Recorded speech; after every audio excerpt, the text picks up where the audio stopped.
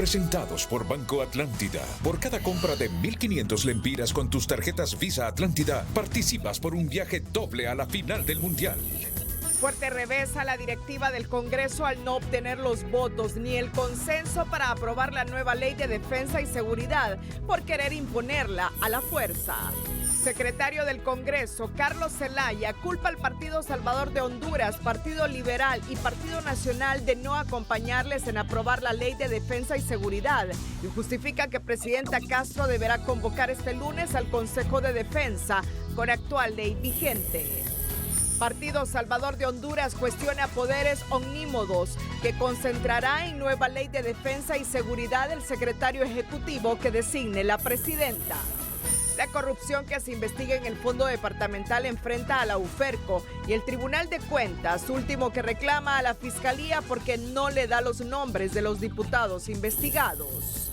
Maestra implicada en presunto caso de maltrato a un menor se defenderá en libertad, pero su caso abre el debate en torno a los límites de la autoridad del maestro en el aula. Libran alerta en Interpol y orden de captura contra ciudadano canadiense implicado en crimen de Rixi Ponce en Trujillo, Colón. Los titulares fueron presentados por Banco Atlántida. Compra con tus tarjetas Visa Atlántida y puedes ganar un viaje doble a la final del Mundial. Este es su noticiero TN5 Estelar con Renato Álvarez y Cristina Rodríguez. Muy buenas noches, Honduras. Bienvenidos a la emisión de este jueves 18 de agosto. La noticia del día es presentada por Claro. Conoce la nueva televisión en todos tus dispositivos con Claro TV. 50 megas por solo $45. Este día el Congreso Nacional siguió sin obtener el quórum y los consensos necesarios para continuar en segundo debate la discusión y aprobación de la nueva Ley de Defensa y Seguridad Nacional, en vista que los diputados nacionalistas, liberales y Partido Salvador de Honduras demandaron mayor socialización y transparencia, algo que incomodó al secretario del Congreso, Carlos Zelaya, al denunciar que estos partidos se oponen a derogar la ley vigente. En tanto, Luis Redondo aceptó que, pese a los cabildeos de este día, no lograron los acuerdos para la nueva normativa. Después de 5 horas de misas negras, el presidente del Congreso Nacional, Luis Redondo, admitió que no lograron alcanzar los acuerdos necesarios y el quórum para iniciar la sesión y aprobar la nueva Ley de Defensa y Seguridad Nacional enviada por el Ejecutivo.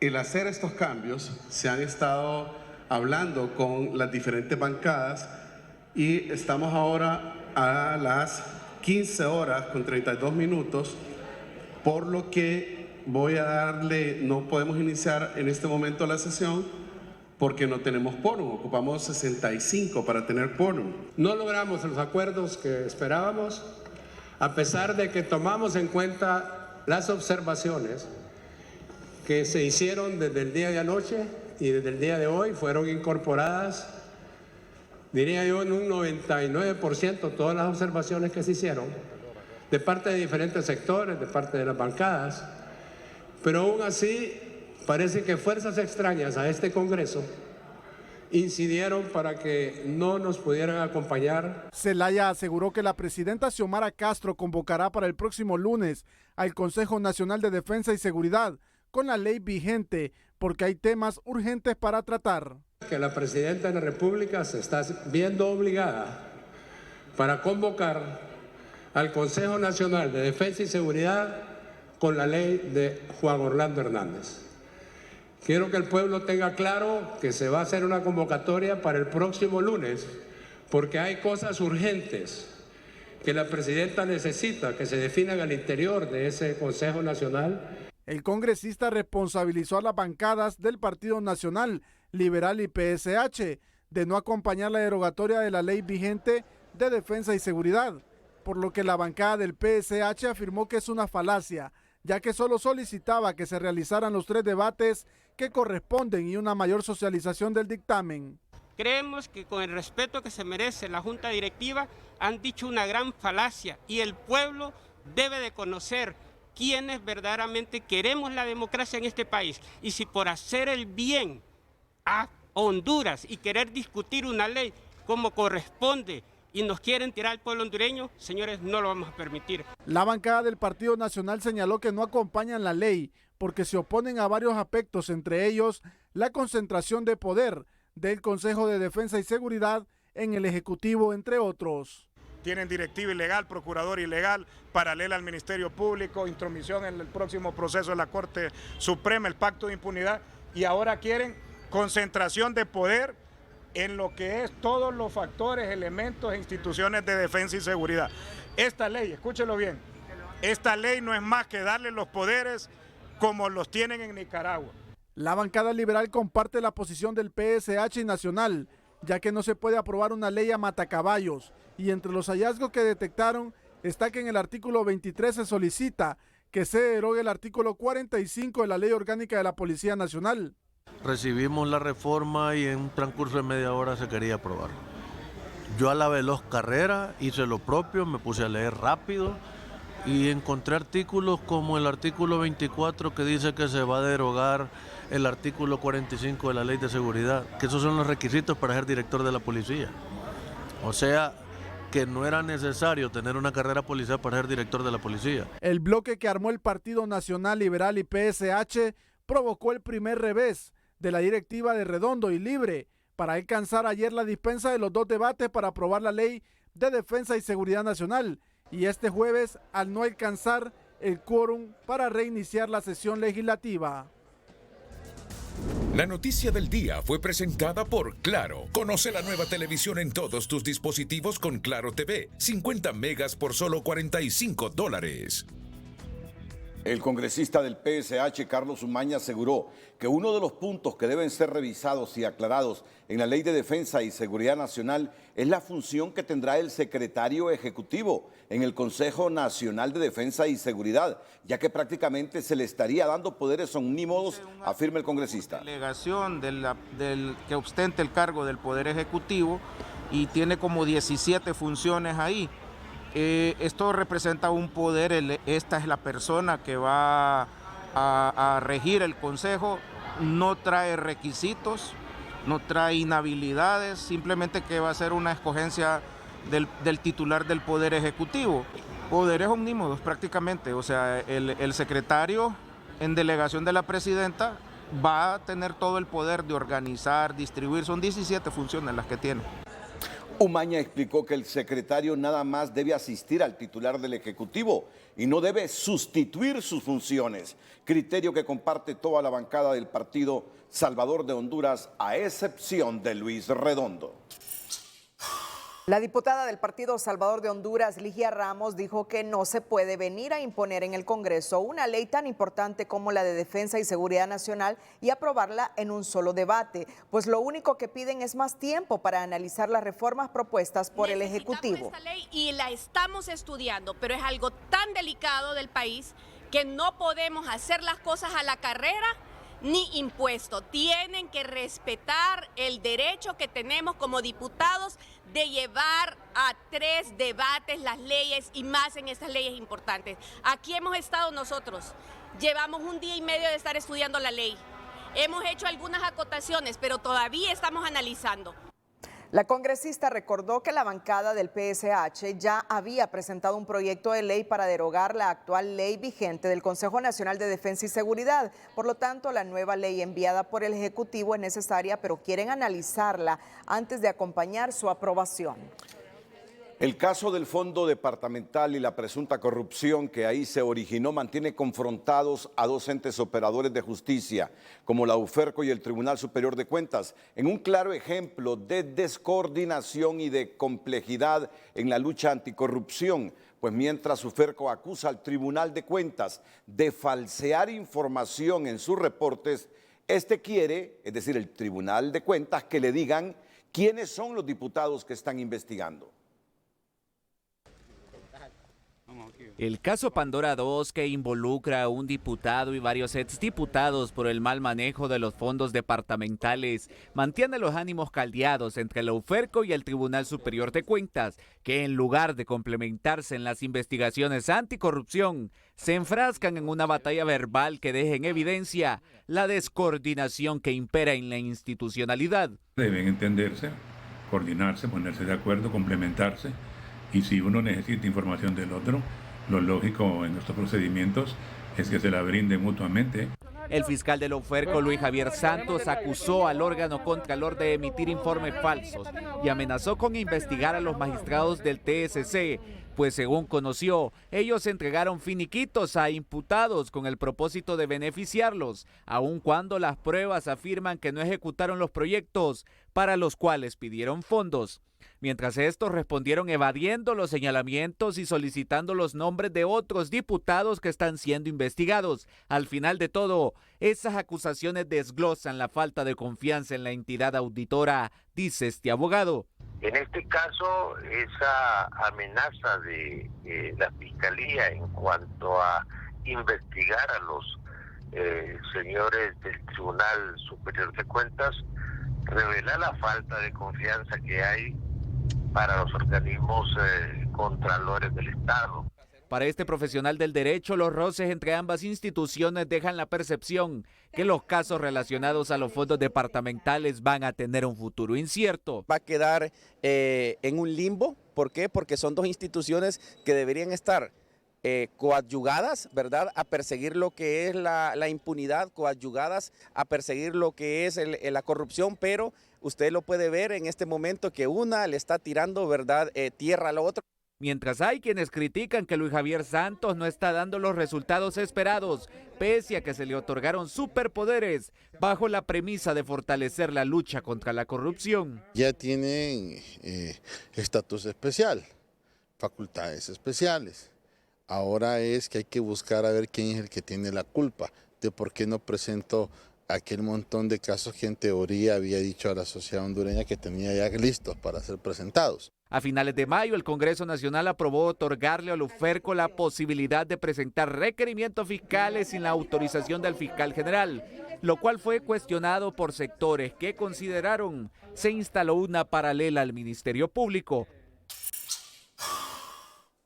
La Sala Constitucional de la Corte Suprema de Justicia resolvió este jueves tener por recibido el informe rendido por el Congreso Nacional de la República, junto con la documentación adjunta al mismo relacionada con el proceso de formación del decreto número 4/2022, de fecha 4 de febrero 2022, decreto que reconocidos juristas hondureños denominan Pacto de Impunidad 2. El citado decreto se publicó en el Diario Oficial La Gaceta como ley para la reconstrucción del Estado de Derecho y para que los hechos no se repitan. El viernes 22 de julio de 2022, por segunda y última ocasión, la Sala de lo Constitucional solicitó este informe al Congreso Nacional y ahora, para efectos de continuar con el trámite de los recursos de inconstitucionalidad interpuestos por la Sala Penal de la Corte Suprema de Justicia, la jueza de sentencia Carla Romero y por un tribunal de sentencia de San Pedro Sula ordena dar traslado de los antecedentes al fiscal del despacho por el plazo de 6 días para que emita su correspondiente dictamen previo a resolver si otorga o no la inconstitucionalidad solicitada. Por mayoría de votos, un tribunal de sentencia en materia de corrupción absolvió de responsabilidad penal a los miembros que integraron el Consejo Directivo de la Universidad de Agricultura en Catacamas, incluyendo su exrector Marlon Escoto, por considerar que el uso de 164 millones de lempiras para 87 docentes fue debidamente justificado. Por mayoría de votos, el Tribunal de Sentencia en materia de corrupción absolvió de responsabilidad penal a 19 miembros del Consejo Directivo y docentes de la Universidad Nacional de Agricultura, acusados por el delito de prevaricato administrativo. Es decir, que no se ha encontrado responsabilidad penal contra ellos por el delito de prevaricato administrativo. En este caso, los togados han indicado que todas las resoluciones emitidas por el Consejo Directivo Universitario fueron debidamente motivadas, razonadas y fundamentadas. 2 de los 3 jueces determinaron que el Consejo Directivo emitió resoluciones debidamente motivadas respondiendo al reclamo de ajuste salarial que 87 docentes de las ciencias agrícolas y miembros del sindicato presentaron entre 2009 y 2016. Se estuvo manejando como antítesis de defensa precisamente de que nuestros representados no habían cometido ningún delito en perjuicio de la Universidad de Agricultura, y este extremo fue concatenado y ratificado por el Tribunal de Sentencia, que ha emitido una resolución apegada a derecho. De su lado, la defensa del ex rector Marlon O'Neill Escoto Valerio es del criterio que el tribunal valoró que el órgano de dirección universitario, como institución descentralizada, no podía ignorar el reclamo presentado por docentes y trabajadores. El Tribunal de Sentencia nos dio la razón al establecer claramente que el doctor Marlon O'Neill Escoto y el resto de miembros de la Junta Directiva del Consejo Directivo Universitario de la UNAD no tenían ninguna responsabilidad, no habían actuado de forma arbitraria y que sobre todo no habían causado ninguna lesión al patrimonio de la universidad, lo cual eso fue suficiente con los medios de prueba aportados por la defensa para que el Tribunal de Sentencia valorara de forma correcta, de forma armónica y en conjunto todos los abundantes elementos de prueba que esta defensa número 1 aportó a lo largo de todo el juicio oral y público. El tribunal agendó la lectura de sentencia para el viernes 26 de agosto de 2022, mientras el Ministerio Público adelanta que hará uso del recurso de casación para revertir el fallo absolutorio dictado por mayoría de votos. Para Lester Ramírez, observador del proceso de selección de candidatos a magistrados del Poder Judicial, un momento crucial en todo este largo camino es cuando la lista de 45 propuestas llegue al Congreso Nacional, pues allí se sabrá si la directiva de ese poder del Estado respeta las propuestas de la Junta Nominadora o se va por la versión política para intentar perpetuar en el poder al actual gobierno, afirma. Y si la Junta Directiva nombra a esta Corte Suprema de Justicia sin este proceso técnico, sabemos claramente que aquí lo que se va a llevar a cabo es un proceso político para no perpetuarse en el poder de los que están en la Junta Directiva y de los partidos políticos que están gobernando en este momento. Persiste el temor que en el Congreso Nacional no respeten la lista de candidatos de la Junta Nominadora, pues el presidente Luis Redondo y buena parte de los diputados de Libre en más de una ocasión han dicho o insinuado que el mejor camino para elegir a 15 magistrados del Poder Judicial es con una elección directa. Más adelante, en libertad, se defenderá maestra imputada por el delito de trato degradante a menor de la escuela Antonio Gale del sector López Arellano en Choloma. Pero antes, en nuestra sección de tecnología, le cuenta que el buzo robot es ya una realidad y así funciona una tecnología que está pensada para analizar el fondo marino para conocer más sobre la fauna y flora marina. La sección de tecnología es presentada por Jet Stereo, expertos en televisores. El buzo robot es ya una realidad. Así funciona una tecnología que está pensada para analizar el fondo marino, para conocer más sobre la flora y fauna marina. El buzo robot se ha convertido en una tecnología clave para entender cómo es el suelo marino debido a lo que incluye sobre su exoesqueleto. Habiendo copiado la figura del ser humano oceánico, llama la atención por contar con una imagen que imita el cuerpo de cualquier humano. El resultado ha sido increíble, ya que se han podido integrar un total de 8 propulsores independientes con el objetivo de poder realizar cada uno de ellos su propia función. La clave que hay detrás es que se puede desplazar fácilmente por el agua. Además, incorpora un sistema de visión en 3D para poder manejar su dirección en todo momento con soltura. La instalación de brazos robóticos capaces de hacer sentir a la persona que está manejándolo es una de sus últimas innovaciones. El objetivo de este nuevo invento es que trabajar en las profundidades sea más sencillo, ya que se podrán obtener pruebas de forma más eficiente y sin exponer al humano. La sección de tecnología fue presentada por Jet Stereo, expertos en televisores. Y un día como hoy, en 1868, el astrónomo francés Pierre César Janssen descubre el helio. Un día como hoy es presentado por Banco Ficenza, el experto en vivienda. Las mejores condiciones están aquí. En 1868, el astrónomo francés Pierre Janssen ideó un sistema para observar prominencias solares sin necesidad de utilizar los eclipses.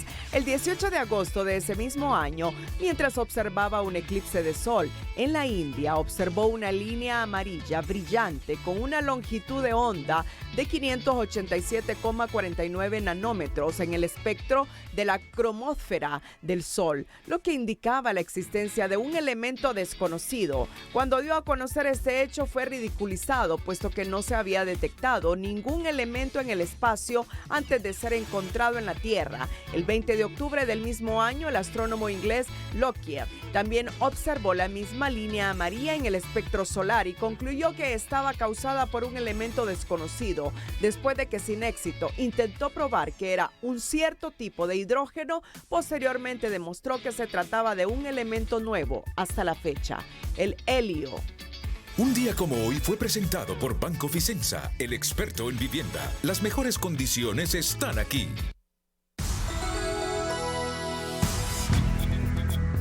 Premiamos tu hábito de ahorrar con la promoción Ahorrando por mis sueños con Bacredomatic.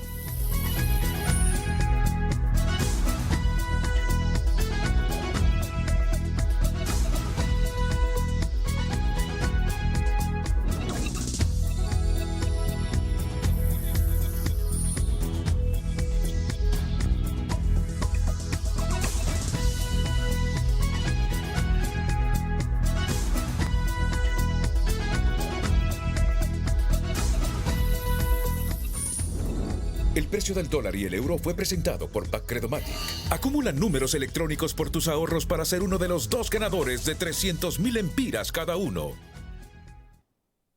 El Estado de Honduras extraditó este jueves al ciudadano hondureño José Luis Oliva Mesa, cuya extradición fue confirmada por el Pleno de la Corte Suprema de Justicia para su juzgamiento en una corte federal de Estados Unidos para el Distrito Sur de Texas por delitos de narcotráfico y tráfico de armas. Oliva Mesa también es ciudadano nicaragüense con el nombre de Raduán Omar Zamora Mayorga, también es conocido como el Señor de los Cielos. Él fue trasladado a la base aérea Hernán Acosta Mejía, donde funcionarios de la Administración de Control de Drogas DEA lo esperaban para su traslado vía aérea a Estados Unidos. Mientras se seguía el proceso de extradición, Oliva Mesa permanecía detenido en el anexo penitenciario del 1er Batallón de Infantería desde que fue capturado por unidades especiales de Policía Nacional el 16 de mayo pasado.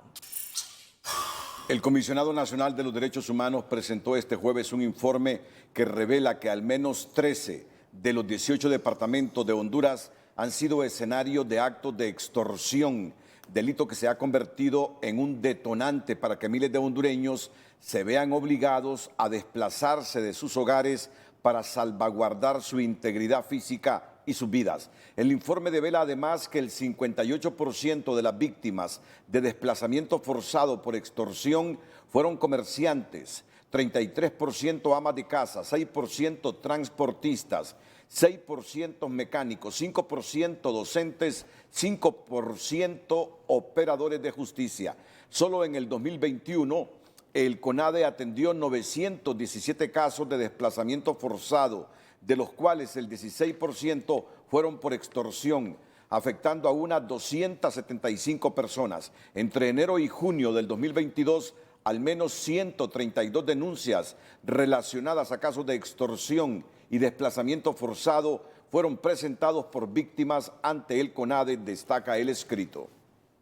Las relaciones entre la Secretaría de Derechos Humanos y el Mecanismo de Protección, lejos de mejorar, se ahondan, y este día la concejal del mecanismo, Dina Mesa, denunció que son objeto de persecución política, algo que Natalie Roque niega, mientras la representante de la ONU llama al diálogo entre las partes para salvar el mecanismo, una lucha de los grupos humanitarios dentro de la Ley de Protección a Periodistas, Comunicadores Sociales, Defensores Humanitarios y Operadores de Justicia. Lejos de encontrar un acercamiento entre la ministra de la Secretaría de Derechos Humanos, Natalie Roque, y el Consejo del Mecanismo de Protección a Defensores de Derechos Humanos, periodistas, comunicadores sociales y operadores de justicia, los desacuerdos crecen luego que la concejal Dina Mesa calificara de persecución política el despido de trabajadores y una campaña de odio para estigmatizarlos. Han hecho una campaña de desprestigio. Usted revise las redes sociales de la ministra y de la viceministra y ahí dice que están desmantelando la estructura criminal. Entonces están estigmatizando a esta gente, además poniendo en precario el Sistema Nacional de Protección por una persecución política, por una campaña de odio. Sin embargo, la secretaria de Derechos Humanos rechaza las acusaciones y advierte que investigarán casos de corrupción dentro del mecanismo creado en el año 2015. Esto es lo que se está investigando. Hemos pedido desde que llegamos el acompañamiento tanto del Tribunal Superior de Cuentas como del Consejo Anticorrupción, porque además en el mecanismo se manejaban los fondos de la tasa de seguridad y estos fondos eran fondos no auditables. También esa es otra situación que hay en este momento, que al cancelar ese fideicomiso estamos, por un lado, combatiendo la corrupción. Los defensores de derechos humanos se muestran inconformes ante el conflicto y critican que el mecanismo y la secretaría encargadas de brindarles protección estén peleando puestos de trabajo y descuidando el fin para el que fue creado. Me parece que es terrible ver que el mecanismo de derechos humanos ahorita esté peleando cargos y puestos. Lo que se debería de estar evaluando la efectividad del mecanismo del pasado y cómo va a ser operativo ahora. Por su parte, la coordinadora residente de las Naciones Unidas se mantiene positiva a la situación, llama al diálogo y a la transparencia y pide al gobierno entender que la defensa de los derechos humanos es una prioridad para el país. Hay un compromiso naturalmente de mirar alrededor de esto y hasta que haya una claridad da parte del gobierno que esto tiene que ser una prioridad para Honduras, esta la cosa es importante. El Consejo Nacional de Protección le hace un llamado a la presidenta Castro a tomar cartas en el asunto. De lo contrario, le advierten, podría quedar a mal vista ante el Consejo de Derechos Humanos de las Naciones Unidas, donde Honduras tiene un estatus. Alexia Mejía, Telenoticias. Las autoridades policiales libran alerta en Interpol para capturar a un ciudadano canadiense sospechoso del crimen de la joven Rixi Ponce, ocurrido en la ciudad de Trujillo, luego que la autopsia revelara que ésta fue asesinada. La Fiscalía del Ministerio Público de Trujillo emitió orden de captura contra un ciudadano canadiense como principal sospechoso de la muerte de la joven Rixi Ponce, hecho ocurrido el 12 de agosto en el hangar de su casa de playa ubicada contiguo al aeropuerto de Trujillo. Requerimiento fiscal con orden de captura, alertas migratorias y libramiento de oficios a Interpol contra un canadiense identificado como Andrew James Forsett, a quien se le acusa por presunto delito de femicidio en concurso ideal de privación ilegal de la libertad en perjuicio de la joven Rixi Suyapa Ponce Matute. Los familiares de Rixi desde un inicio sospecharon que la joven fue asesinada, cosa que fue comprobado con la autopsia. Mi hermana tiene golpes internos. Mi hermana murió de golpes porque fue prácticamente torturada. Resultó con lesiones internas, un problema en el hígado que le causó la muerte aparentemente por golpes. Por su parte, la policía de Trujillo está tras la pista del sospechoso y aseguran que aunque haya salido de la ciudad, siempre será capturado y tarde o temprano tendrá que rendir cuentas. Cuando una orden se emite, pues se cumple, a donde sea. A donde sea, usted sabe que si una persona se va del país, pues ahí va a venir, porque tiene que venir a dar respuesta a un hecho que se ha cometido. Telenoticias trató de buscar la opinión de los familiares del canadiense, pero su lujosa casa de playa parecía deshabitada y no se sabe quiénes son sus apoderados legales hasta el momento. Esta es la lujosa vivienda de playa en donde habita el principal sospechoso de la muerte de Rixi. Aquí supuestamente pasó sus últimas horas con vida y después fue encontrada muerta en el hangar. En Trujillo, Colón, Héctor Madrid, Telenoticias. En libertad se defenderá la maestra Mirna Castillo, detenida tras la divulgación de un video que sin duda ha generado diversas reacciones, además de una acusación contra la docente que, aunque es cuestionada por algunos, también cuenta con el apoyo de sus compañeros maestros y de algunos padres de familia de la escuela Armando Gell, donde se registró el incidente. Así, cerrado, permaneció este día el Centro Educativo Armando Guel en el sector López Arellano de Choloma. Fue en su interior donde el martes se grabó este video que tras ser subido en redes sociales desencadenó, además de la denuncia en la Fiscalía de la madre del menor de 6º grado, la detención la tarde de ayer de la maestra Mirna Aurora Castillo, quien hoy amaneció en las instalaciones de la policía del sector, respaldada por sus compañeros docentes y algunas madres de alumnos. Yo estoy, impresionada porque yo tengo la niña, mi niña tiene 8 años y desde el primer grado me la lleva ella y ella nunca ha sido así como dicen.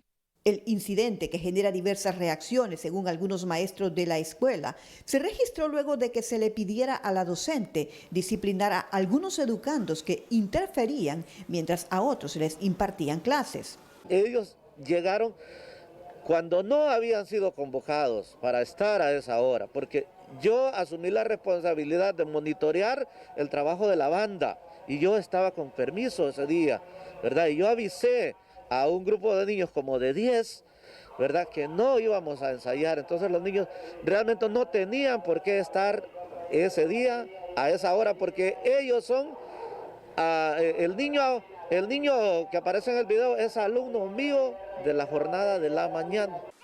Tras el arresto, la Fiscalía presentó el requerimiento fiscal por 3 delitos.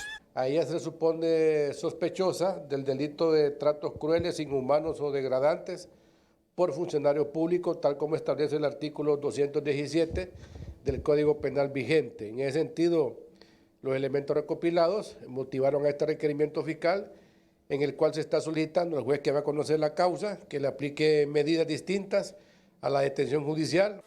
Y así fue. Esta misma tarde, tras comparecer a audiencia de imputado en los juzgados de Choloma, se determinó que la maestra se defienda en libertad. La jugadora impuso 3 medidas cautelares sustitutivas.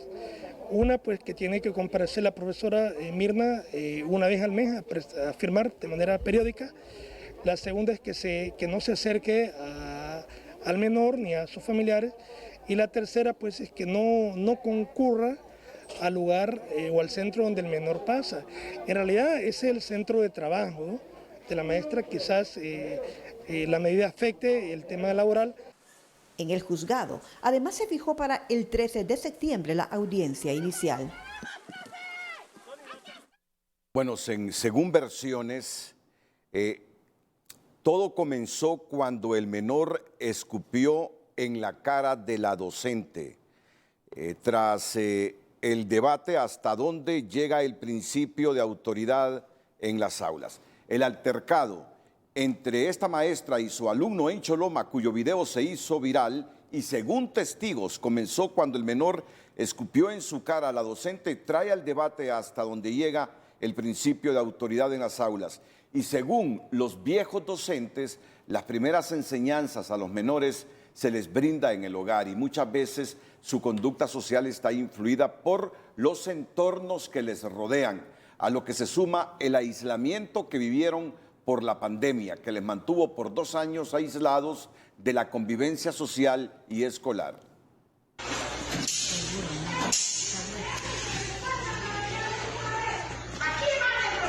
El video ha generado polémica. La DINAF explica que tomó cartas en el asunto y abrió una investigación. Según versiones de los involucrados, previo a la reacción de la maestra, el niño la escupió.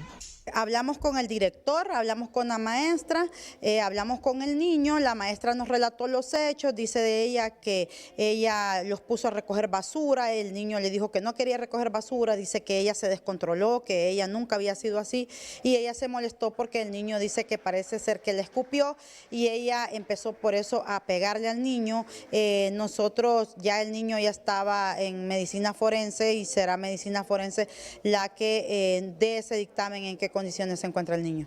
Este maestro jubilado, tras casi 40 años impartiendo clases, no justifica la violencia, pero señala que actualmente muchos alumnos han perdido el respeto hacia sus maestros y la autoridad. Los padres llegaban y nos lo entregaban a nosotros como maestros y nos decían que podíamos hacer con ellos lo que uno quisiera.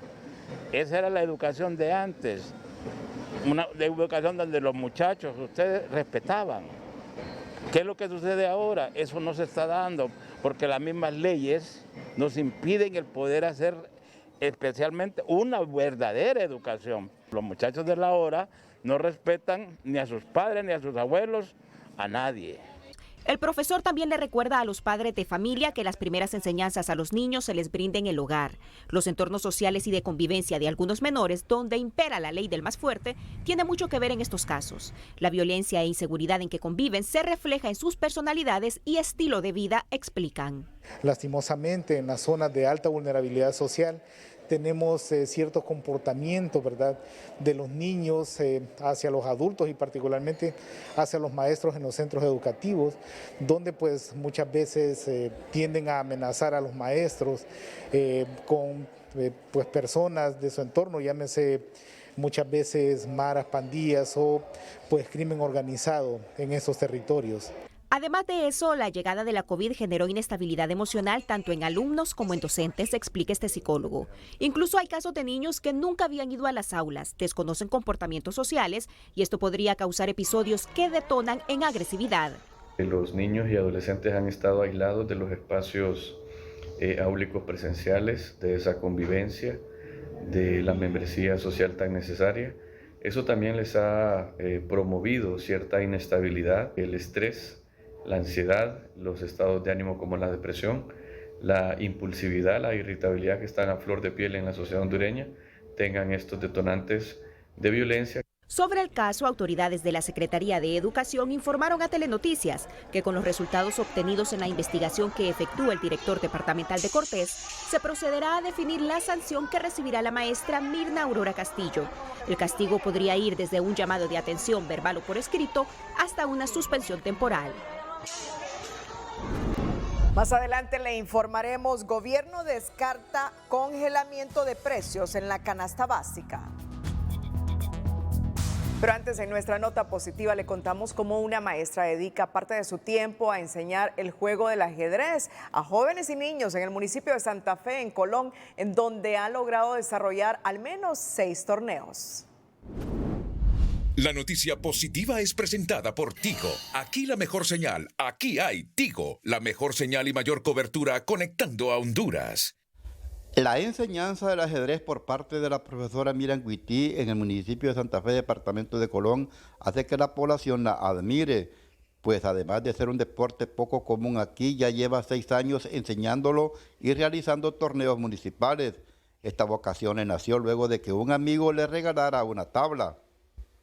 Visitó el centro educativo y me donó una tabla de ajedrez y me dice, Lick, ¿usted puede jugar ajedrez? No, la verdad que no me gusta mucho. Bueno, le voy a donar esta tabla y en el próximo viaje necesito que usted juegue un partido conmigo de ajedrez. De ahí me motivé bastante. La profesora comenzó a motivar a los jóvenes al grado que lo ha logrado y ya son 60 los que los practican. Sí, es que se hizo un trabajo de motivación con los niños, se les explicó, les bajé videos para que vieran cómo se juega el ajedrez y los invité y les digo, ¿les gustaría aprender? Sí. Desde la Dirección Departamental de Educación de Colón alaban su labor y esperan que esto sea un ejemplo para otros municipios. Y se le instruye y se le dé ese amor al ajedrez a toda nuestra niñez educativa. Santa Fe como municipio garífuna se esté destacando en lo que es impulsando lo que es el ajedrez. Competir a nivel departamental y después representar a nacional y como le decía, hay que aspirar, nunca se sabe si en alguna de esas podamos ir a representar a nivel internacional, ¿verdad? Hablar de la profesora Miriam Guití en Santa Fe es hablar de talento, de dedicación, pero sobre todo de valores que inculca a través del deporte del ajedrez a sus alumnos y a la sociedad. En Santa Fe, Colón, Héctor Madrid, Telenoticias. La noticia positiva fue presentada por Tigo. Aquí la mejor señal, aquí hay Tigo, la mejor señal y mayor cobertura conectando a Honduras. El día de hoy inicia la búsqueda. El próximo mes de septiembre, la organización Techo realizará la colecta 2022 denominada Recolectando Voluntad, el evento de movilización y recaudación más grande del año, que tiene como propósito recaudar fondos para apoyar el programa de construcción de viviendas de emergencia en comunidades en extrema pobreza en Honduras. La meta para esta colecta 2022 es de $12,000, los cuales permitirán inaugurar 4 comunidades a nivel nacional y construir 50 viviendas en el 2023. Con esta actividad, la organización busca mostrar cómo, a pesar de todas las dificultades y retos a los que se ha enfrentado la población en los últimos años, si existe voluntad, se puede construir un país más justo y sin pobreza. Y como lo ha hecho durante 4 años, este 2022, la Corporación Televicentro y Emisoras Unidas, bajo su responsabilidad social corporativa, de nuevo se une con Techo Honduras para conformar una alianza con el objetivo de impulsar y promover campañas como la recaudación de fondos para la construcción de viviendas en zonas vulnerables del país. Y no podemos terminar este segmento sin destacar al emprendedor de hoy. Hablar de frijoles catrachos en Comayagua es hablar de Dilcia Mejía, una mujer que al enviudar decidió emprender uno de los sueños de su esposo y hoy por hoy es un referente en la materia en la colonial Comayagua. El emprendedor de hoy es presentado por Banco Ficosa, por ti un grupo sólido y regional.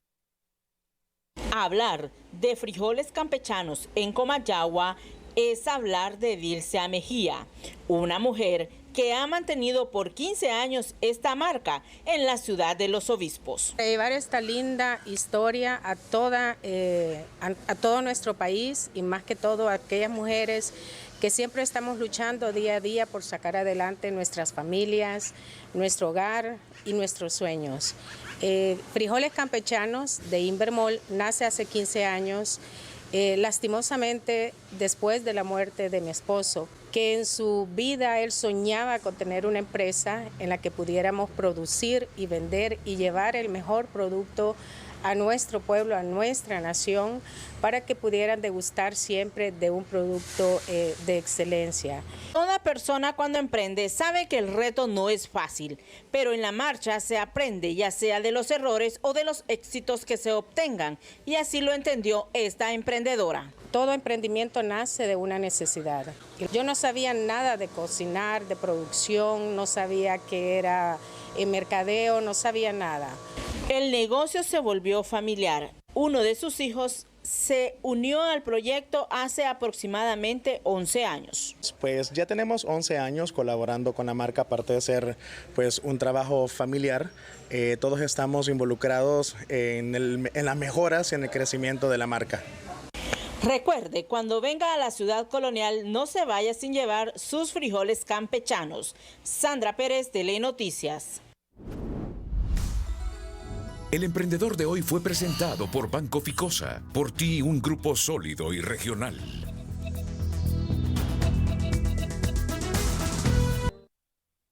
El decreto aprobado por el Congreso Nacional de la República para el uso de $1.000 millones, equivalente a más de 24.000 millones de lempiras de las reservas internacionales del Banco Central de Honduras, establece que estos fondos deben destinarse al pago de servicios de deuda interna y externa del 2022 y 2023. El calendario de desembolso de los $1.000 millones quedó establecido para los meses de mayo y diciembre de este año 2022, de los cuales 445 millones serán para deuda externa y 555 millones para deuda interna, detalla el proyecto de ley e indica que los pagos del servicio de deuda que la Secretaría de Finanzas hizo desde mayo pasado podrán ser restituidos para programas y proyectos de inversión pública, pero no establece un monto. El préstamo fue aprobado a 30 años plazo con 5 años de gracia y una tasa de interés SOF, que es la utilizada por la Reserva Federal de los Estados Unidos y la referencia en el mercado entre bancos o bancos centrales, la cual equivale a un 1.9% en promedio en la actualidad. La aprobación en el Congreso de un decreto en el cual se autoriza el uso de $1.000 millones de las reservas del Banco Central al gobierno central para uso de gasto corriente empieza a generar sinsabores al advertir los expertos que el gobierno sigue sin tener claro un plan de acción para destinar parte de esos recursos a proyectos de inversión pública y se corre el riesgo de un mayor aumento inflacionario. El decreto aprobado por el Congreso Nacional para el uso de los $1.000 millones de las reservas internacionales deja abierta la posibilidad para aumentar el gasto corriente, que no genera una mejoría a la crítica situación económica del país, ya que detalla los montos para pagar deuda, pero no así para la prometida inversión pública, dice este analista. No hay una ruta específica ni una planificación que asegure que va a ir dirigida específicamente inversión productiva o inversión pública en las diferentes áreas, no solamente social, sino que también económica, productiva. Deja esa ruta para que se tenga que gastar en otros gastos que más que todo alientan el gasto público y que no van dirigidos realmente a mejorar las condiciones económicas del país. Otro de los riesgos es que se genere un aumento en el índice de inflación, ya que al pagar deuda interna se inyectará más dinero improductivo a la economía del país. No deja de ser preocupación por la utilización y el impacto que podría tener estos recursos, porque definitivamente esto va a aumentar el dinero en la economía y entonces va a tener presiones inflacionarias, eso no lo podemos negar. Por otra parte, queda claro que el gobierno no tiene un plan de acción para destinar parte de los recursos a proyectos de inversión pública, como energía, carreteras, escuelas e impulso a la agricultura, dice este empresario. Un gobierno transparente es lo primero que debe tener, un plan de acción en qué se va a invertir ese dinero, porque recordemos que hay muchos lugares donde se podría trabajar, por ejemplo, el problema que tenemos de transmisión y distribución en la parte de energía. Sin embargo, para funcionarios del gobierno, el préstamo del Banco Central de Honduras es positivo y no pone en riesgo el nivel de reservas. Estamos teniendo recursos frescos a baja tasa, a largo plazo y que no pone en riesgo lo que es las reservas internacionales de nuestro país, porque solo estamos usando una porción del excedente de las reservas que tenemos. Entonces es una operación positiva para el país y que nos va a ayudar también para poder continuar con los trabajos de inversión social que estamos haciendo desde el gobierno. Se espera que el Banco Central en las próximas semanas comience a desembolsar los fondos, pero los economistas indican que es posible que no se gasten este año, ya que la ejecución presupuestaria apenas alcanza un 53% a 7 meses del año. Las dudas que quedan, dicen los analistas, es que no hay un plan específico para el uso de las reservas respecto a la inversión en sectores productivos que le generen un bienestar a la población hondureña. Sara Carranza, Telenoticias. En educación financiera es importante que los jóvenes conozcan acerca del valor del dinero y aprender la importancia que tiene el pago de impuestos. Educación financiera es presentar paquetes de viaje doble con tus tarjetas Banpaís. Entiende el valor y los riesgos de las deudas. Aprende que una deuda bien administrada no es mala si te ayuda a incrementar tu patrimonio o si financia un proyecto que puede redituar tu esfuerzo. Pero si te endeudas para comprar compulsivamente, vas a vivir unos días muy tensos al final del mes cuando lluevan los estados de cuenta. Aprende sobre impuestos y haz mancuerna con un contador. Es importante que conozcas el régimen fiscal al que perteneces para que cumplas con tus obligaciones fiscales y logres reducir gastos. Apóyate en un contador. Su conocimiento y servicios sobre el fisco pueden arreglar muchas situaciones y ahorrarte dinero. Familiarízate con cuentas de retiro. La visión a largo plazo de los jóvenes usualmente no contempla la vejez. Te invitamos a considerar esta etapa de la vida, ya que desde ahorita puedes ahorrar para tu retiro. Esto lo puedes hacer mediante una cuenta individual en la que puedes realizar aportaciones obligatorias y voluntarias que incrementan tu saldo. Educación financiera fue presentada por Banpaís. Compra con tus tarjetas de débito y crédito Banpaís y clasifica a Qatar 2022. Para el diputado de Libre Juan Ramón Flores, las pérdidas técnicas y no técnicas de energía que ya superan el 38%, son responsabilidad de los generadores privados y no de las deficiencias de la estatal eléctrica, que hace un buen tiempo dejó de invertir en las líneas de transmisión y distribución. No es posible que tengamos 40% de pérdida y que el Estado esté pagando un 100% y cuando la vende reciba solo un 60% y 40% de pérdida son cantidades multimillonarias, que creo yo que es energía que no la hemos consumido y que ellos la están cobrando.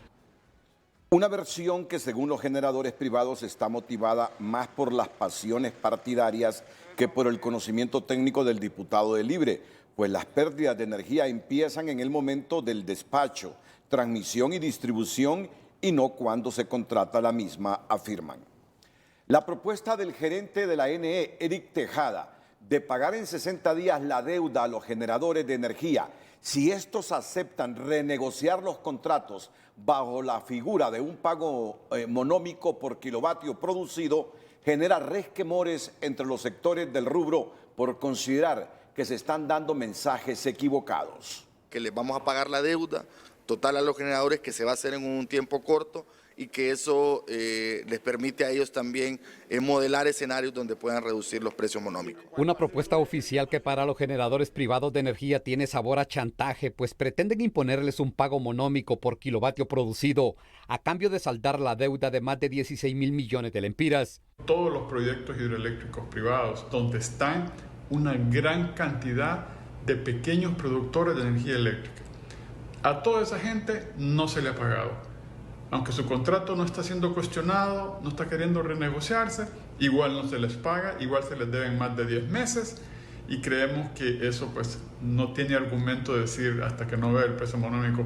La contradicción de la oferta gubernamental del precio monómico por kilovatio producido es que condicionan el pago de la deuda de la ENE con 94 generadores privados y en revisión de contratos solo están 28 proyectos de generación. Significaría que un kilowatt promedio que andaría en unos 14, 15 centavos bajaría a 10 centavos más o menos. Sería una rebaja entre unos 3 o 4 centavos, porque los precios monómicos que se hablan en Honduras y en Centroamérica son los precios más bajos del sistema. Si se escucha que se está ahora promoviendo un precio que no va de acuerdo a lo originalmente pactado y un poco forzado, esto pues daña la imagen de la Empresa Nacional de Energía Eléctrica como una buena compradora de generación.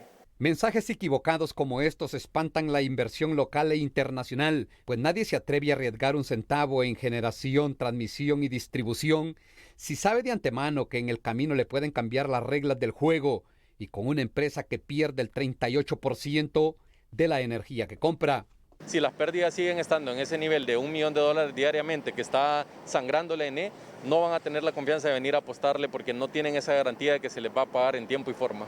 De momento las pláticas del actual gobierno con 28 generadores privados de energía para reducir el precio por kilovatio hora prácticamente están empantanadas, mientras la estatal eléctrica acumula deudas que ya superan los 75.000 millones de lempiras. El mensaje de la estatal eléctrica, la inversión local e internacional no es el mejor, pues se viene de una acumulación de deuda a los generadores privados, primero de 45 días, luego de 60 días, que pasó a 6 meses y en la actualidad la misma ya pega prácticamente al año. Ulises Aguirre, Telenoticias. Gobierno descarta congelamiento de precios en la canasta básica. Economía Hoy es presentada por Banco de Occidente. Sueñe, planifique y ahorre. Hágalo en grande con Banco de Occidente. Funcionarios de la Dirección de Protección al Consumidor manifestaron este jueves que se descarta un congelamiento de precio a los productos de la canasta básica, pese a que las alzas continúan, pues afirman que no hay escasez de alimentos ni calamidad en el país. Descartado por los momentos un congelamiento de precios. No existe desabastecimiento, hay suficiente inventario de trigo, de maíz, de granos básicos, de frijol, de huevos, de carnes. Tenemos suficiente inventario, no hay calamidad alimenticia. Castejón afirmó que las alzas de los alimentos se deben a factores internacionales como el aumento a los combustibles, los fertilizantes e insumos para producir. El funcionario agregó que respecto al incremento que se anuncia al precio de las tortillas es injustificado porque lo que se mantienen en una mesa de diálogo con los empresarios de harina y maíz y los productores de tortilla para evitar la alza. Economía Hoy fue presentada por Banco de Occidente. Goce del respaldo, la confianza y la seguridad financiera que necesita. A través de sus redes sociales, la Embajada de los Estados Unidos en Honduras dio la bienvenida este jueves a la subsecretaria del Departamento del Comercio para el Comercio Internacional, Marisa Lago, quien encabeza una misión comercial en los países de la región del 18 al 22 de agosto, con la presencia de 32 empresas estadounidenses para promover las exportaciones y fortalecer las relaciones comerciales bilaterales. Nos complace dar la bienvenida a Honduras a la subsecretaria Lago. La misión comercial a Centroamérica para ayudar a fomentar lazos comerciales fuertes y el desarrollo económico, posteó en su página de Twitter la embajadora de Estados Unidos. El secretario de Desarrollo Económico, Pedro Barquero, anunció que el gobierno de la presidenta Castro no apoya la invasión de tierras de propiedad privada ni los obstáculos a los procesos productivos, como la toma de empresas registrada en una maquila en Choloma, donde 150 empleados impidieron el ingreso de miles de trabajadores a realizar sus labores. No apoya los obstáculos a los procesos productivos y tampoco lo que son las invasiones de tierras. Cualquier persona que tenga tierra, sea 100 varas cuadradas o 100 hectáreas, se le tiene que respetar. La propiedad privada debe ser inviolable, no importa que sea un pedacito pequeño de tierra o un pedazo enorme de tierra, se tiene que respetar la propiedad privada. Desde el gobierno no incentivamos la invasión de tierras, no motivamos la invasión de tierras y no aceptamos la invasión de tierras. El funcionario anunció que sancionarán a las empresas que están incumpliendo, violando los derechos de los trabajadores, pero piden agotar las instancias legales para hacer los reclamos en materia laboral a través de diálogo y convenios entre las partes para evitar los conflictos que ahuyentan la inversión. Las autoridades informaron este jueves que de las tierras en poder de la OAVI, apenas 2.000 manzanas han pasado definitivamente a manos del Estado, y ello no resolverá la demanda de tierra de los campesinos. Y no descartan que en el Congreso se apruebe una medida para que las tierras aseguradas por la OAVI tengan o que carecen, las tierras aseguradas por la OAVI, pero que carecen de sentencia firme, puedan ser usadas por los grupos campesinos en forma regulada. En la reunión entre las autoridades del INAH, el Congreso Nacional, la Procuraduría General del Estado y la OAVI se concluyó que de las tierras incautadas apenas 2.000 manzanas están en comiso o que pasaron definitivamente al Estado y solo servirían para paliar la problemática de las invasiones. Lógicamente esa tierra no es más fácil traspasarla, pero nos reímos cuando la OAVI informa que esa estadística sí la tiene aproximada a unas 2.000 manzanas. Eso ya sabemos que las tierras de los OAVI servirían como un paliativo.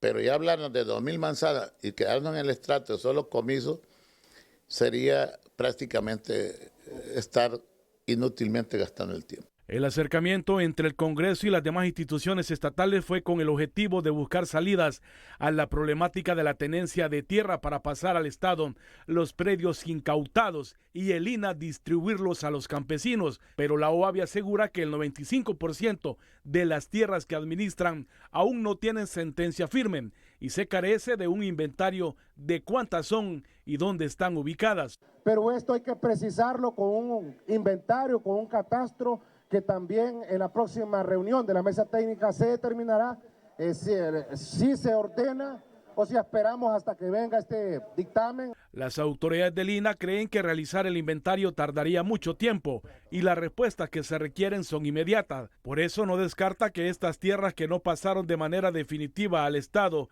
y que aún están en poder de la OAVI puedan ser utilizadas para ciertas actividades por los campesinos de manera regulada. Entonces se llegó de acuerdo a estudiar el estrato de la tierra que usted está hablando, acertadamente, de las tierras que están en decomiso, que no han sido trasladadas al Estado. Lógicamente ahí debía haber una subrogación de la facultad de la OAVI, trasladándonos el arrendamiento a nosotros y nosotros subrogándola a los asentamientos campesinos, siempre con arrendamiento, cuidando que no hagan cultivos permanentes, que son inafectables mientras estén en ese régimen. La próxima semana se tiene programada una reunión con el COEP, la FENAC y otros sectores para abordar la problemática de las invasiones. Las tierras que pertenecen al Estado en realidad deben de ponerse a trabajar y buscar todos estos elementos, agrupaciones, cooperativas, y darle todos los insumos y buscarle los mercados además. Actualmente las invasiones de tierra prevalecen en 7 departamentos del país. Las últimas se suscitaron en Choluteca. Bueno, cuando regresemos vamos a tener una nota relacionada con una declaración del diputado Carlos Umaña. ¿Qué es lo que recomendó ayer Carlos Umaña, Cristina? No medirse la ropa, Renato. No medirse la ropa porque puede contagiarse con la viruela del mono. Pues eso ha despertado o ha generado mucha controversia las declaraciones de Carlos Umaña, quien dijo, no vayan a medirse la ropa,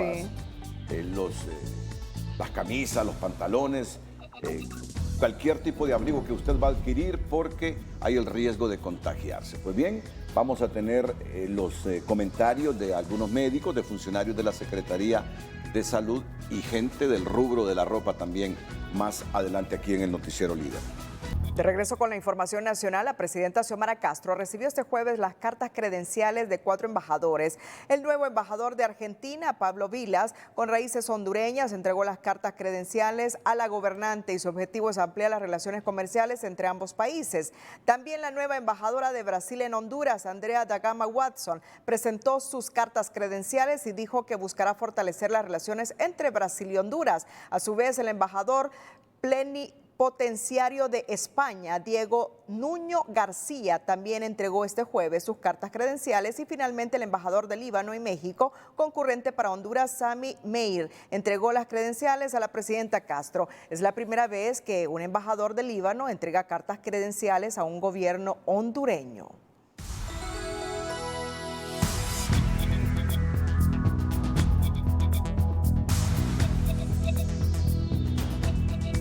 La Comisión del Congreso de Enlace con la Sociedad Civil y Participación Comunitaria socializó el borrador del proyecto de ley de protección a la libertad religiosa y de culto, con organizaciones como COIPRODEN, el Comité para la Defensa de los Derechos Humanos y el Comité por la Libre Expresión.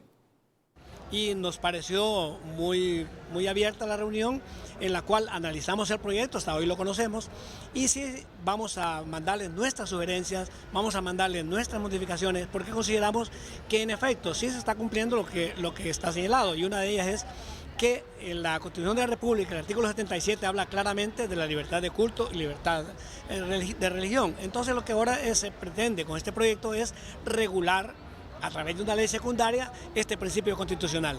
Pero fíjense que la libertad de culto, aquí no hemos tenido problemas de libertad de culto en el país.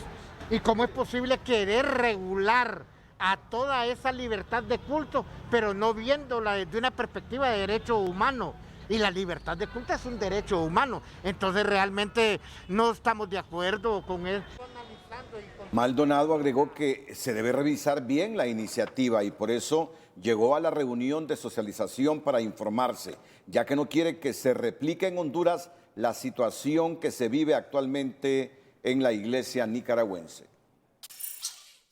La Policía Nacional ofreció seguridad al personal de salud que se dedica a la jornada de vacunación en diferentes zonas del país, especialmente aquellas consideradas como peligrosas. El procedimiento a seguir para que los elementos proporcionen seguridad es sencillo. El personal médico debe abocarse a la subestación, estación, jefatura metropolitana o jefatura departamental más cercana y preguntar por el jefe de dicha unidad para que él se encargue de brindar la seguridad antes, durante y después de la jornada de vacunación en cualquier parte del país. Estas indicaciones fueron proporcionadas por la Policía Nacional a través de sus páginas oficiales para el conocimiento de los profesionales de la salud. La misma se produce luego que el titular de salud, Manuel Mateu, pidiera a los líderes de las maras y pandillas que les permitieran ingresar a sus territorios para la jornada de vacunación y así salvar vidas.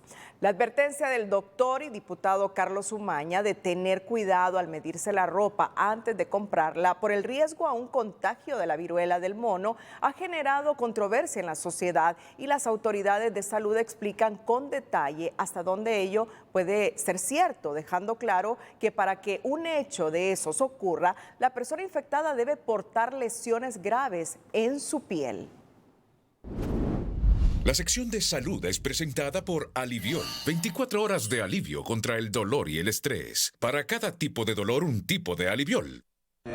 Una ropa y está contaminado y se la pone alguien 30, 40 minutos después, otra persona seguramente va a quedar. Estas declaraciones del doctor Carlos Umaña despertaron controversia en la población y la curiosidad de saber si existe o no la posibilidad de contagiarse en una tienda de ropa por probarse una prenda manipulada antes por un infectado de la viruela del mono.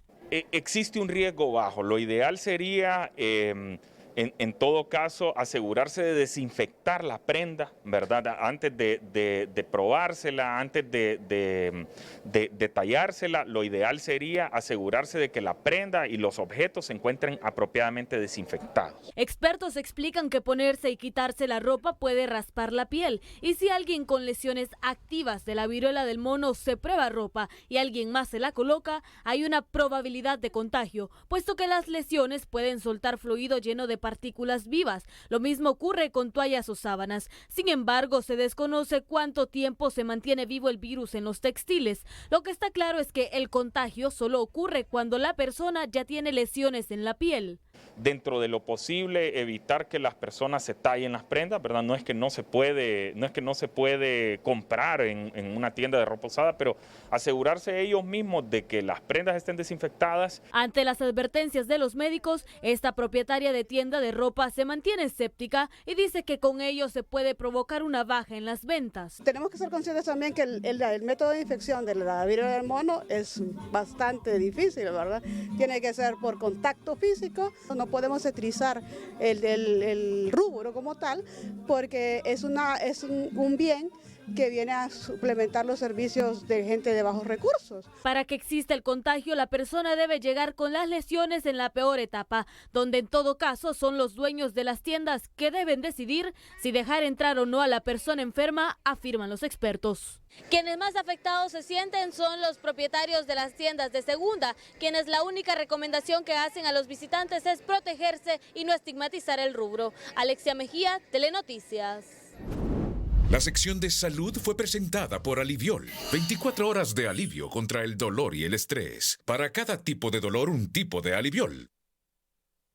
Según el alcalde sanpedrano, fue hace 2 días que mediante el portal de telemedicina de la alcaldía se dio consulta al primer paciente con síntomas de la viruela símica. Queremos decirle que su cónyuge también fue revisado a través de telemedicina y presenta prácticamente los mismos síntomas que su esposa.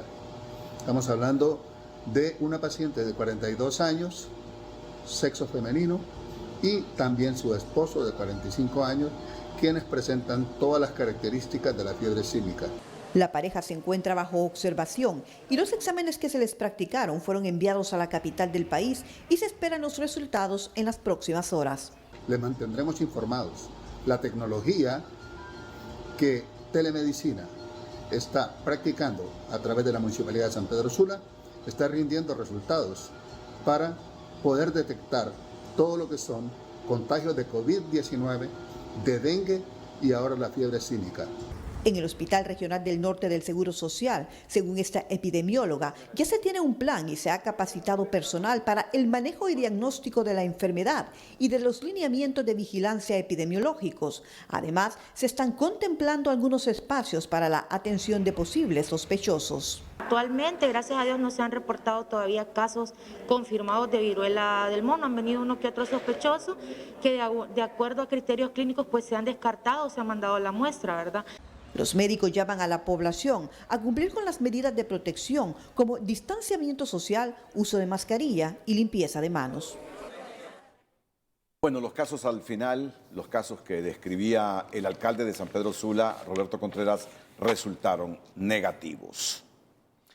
Personal del Cuerpo de Bomberos de Ocotepeque se desplazó este mediodía hacia el río Marchala para realizar inspección de riesgos debido a su caudal y luego hacia el centro de la ciudad de Antigua Ocotepeque, hacia donde se desbordó el río y donde los bomberos continuaron haciendo sus labores de prevención junto al alcalde municipal y personal de la alcaldía. Hasta el momento no se presentan casas afectadas, pero hoy a las 12:30, 1 de la tarde, que transmitía HRN con sus corresponsales desde Ocotepeque. La situación era bastante difícil para Antigua, Ocotepeque y otra aldea. Al final hubo casas inundadas. ¿Qué fue lo que pasó? Le preguntamos al capitán del Cuerpo de Bomberos, Abdul Orellana. Buenas noches y gracias por atendernos, capitán. Muy buenas noches. Gracias por la oportunidad, Renato y Cristina. Estamos pendientes desde el día de ayer que se presentaron tormentas acá en el sector de Ocotepeque. Ya la población estaba alarmada, los codeles, el codel del lugar se activó, y esto era porque el río Marchala, en uno de sus cauces, en la parte alta, tuvo un taponamiento y eso desvió esta cantidad de agua y se pasó por algunas calles terciarias, pasando también la calle internacional que conduce a la República de El Salvador, y luego pasó a las calles principales que son de la aldea del antiguo Ocotepeque. Este problema causó mucho temor a toda la comunidad. Más de 10,000 personas estaban atemorizadas. Recuerde que hace más de 50 años, pues la antigua Ocotepeque se perdió por una crecida súbita de agua por este río Marchala. Por esta situación, el Cuerpo de Bomberos inmediatamente se desplazó al lugar para poder identificar la realidad de este tipo de peligro, y solo estuvimos haciendo el monitoreo constante. Hoy en la mañana todas las autoridades nos reunimos y llegamos a la conclusión que se tenían que habilitar inmediatamente todos los albergues para cualquier tipo de incidencia. Hoy en la tarde-noche se evacuó a una familia en la aldea de Azacualpa, pero más que todo por prevención a una centro educativo desde ahí mismo, de la aldea de Azacualpa. Así que estamos pendientes al monitoreo. Se esperaba que existiese 12 horas de lluvia, pero hasta el momento ha parado. Inclusive hoy tarde-noche, prácticamente en la tarde había sol en Ocotepeque y en el antiguo Ocotepeque, pero seguía bajando las grandes cantidades de agua, y esto era debido al taponamiento que había, y había una retención de agua en la parte alta, que en el sector del Guarín, de la aldea del Guarín, y esto causaba que el agua se desviara hacia la antigua. Ya el alcalde de Ocotepeque, Israel Aguilar, contrató maquinaria, equipo pesado, para que mañana en la mañana se hagan los trabajos de alivio para evitar cualquier tipo de incidencia. Miramos las carreteras abnegadas de lodo, de grava. El puente que se construyó hace poco fue un gran alivio, porque si no hubiese sido eso, el taponamiento o dique hubiera sido más evidente, más peligroso. Yo sé que este puente donde están viendo ahorita, que fue construido hace poco, pues sí, ayudó mucho, y eso evitó que se formara un dique como se formó hace 6 años, que hubo la necesidad de romper la carretera, pero hoy no es así. Las medidas de investigación sí han funcionado. Bien, muchas gracias por la información. El capitán del Cuerpo de Bomberos, Abdul Orellana, desde Ocotepeque.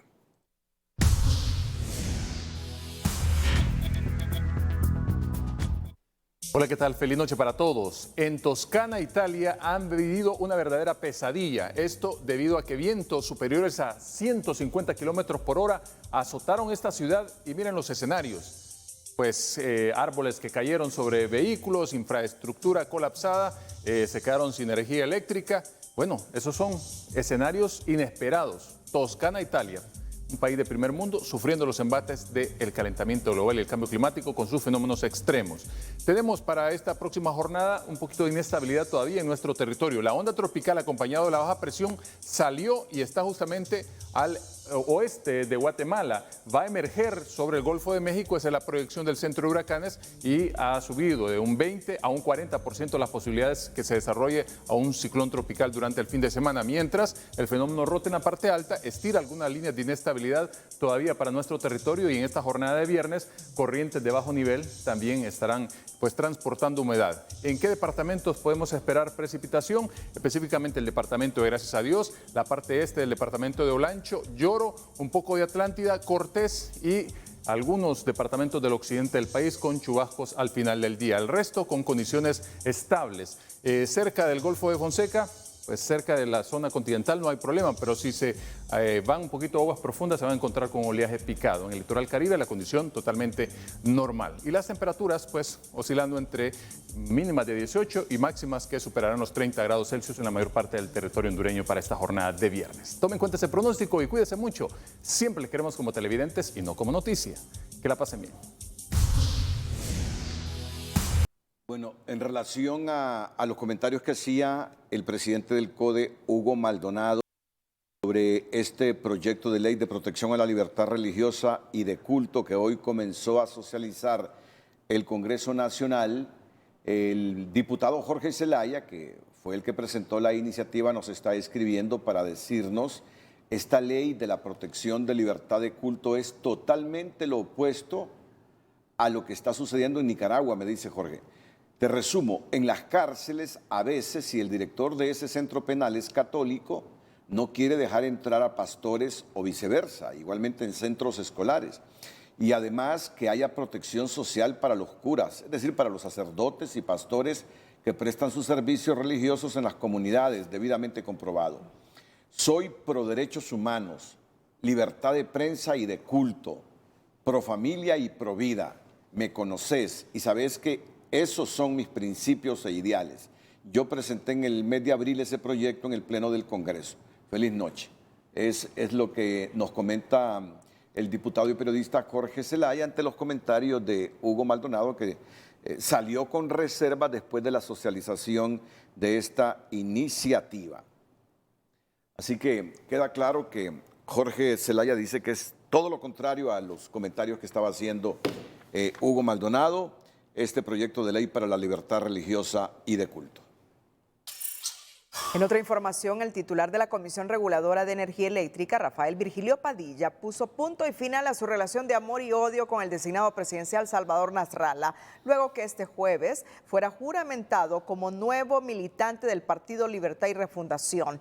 Padilla fue candidato a diputado por el Partido Salvador de Honduras en las pasadas elecciones de noviembre, pero no logró quedar entre los 128 congresistas, aunque en su primer intento en 2014, bajo la bandera del Partido Anticorrupción, sí alcanzó a colarse en el hemiciclo legislativo hasta finalizar su periodo en 2018.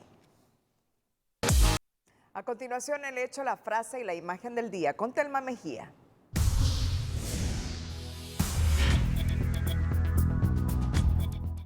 Nueva ley de defensa y seguridad no logra entrar a segundo debate por falta de quórum y de consenso al querer ser impuesta por la directiva sin cabildearla. Escuche el reclamo de este jurista a la UFERCO por denuncias hechas contra el Tribunal de Cuentas. Ya tienen estatus especial, facultades especiales.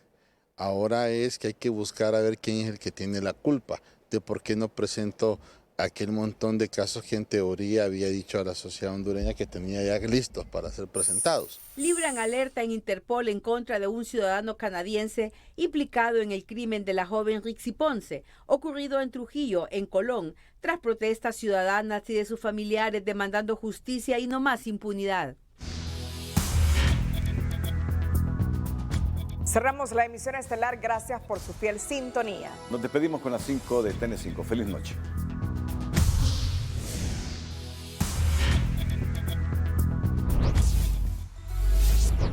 Secretario del Congreso Carlos Zelaya culpa al PSH, Partido Liberal y Partido Nacional de no acompañarles en aprobar la Ley de Defensa y Seguridad y justifica que Presidenta Castro deberá convocar este lunes al Consejo de Defensa con actual ley vigente. PSH cuestiona poderes omnímodos que concentrará en nueva Ley de Defensa y Seguridad el secretario ejecutivo que designe la presidenta. Maestra implicada en presunto caso de maltrato a un menor se defenderá en libertad, pero su caso abre el debate en torno a los límites de la autoridad del maestro en el aula. Alcalde Contreras anuncia primer caso sospechoso de viruela del mono en San Pedro Sula.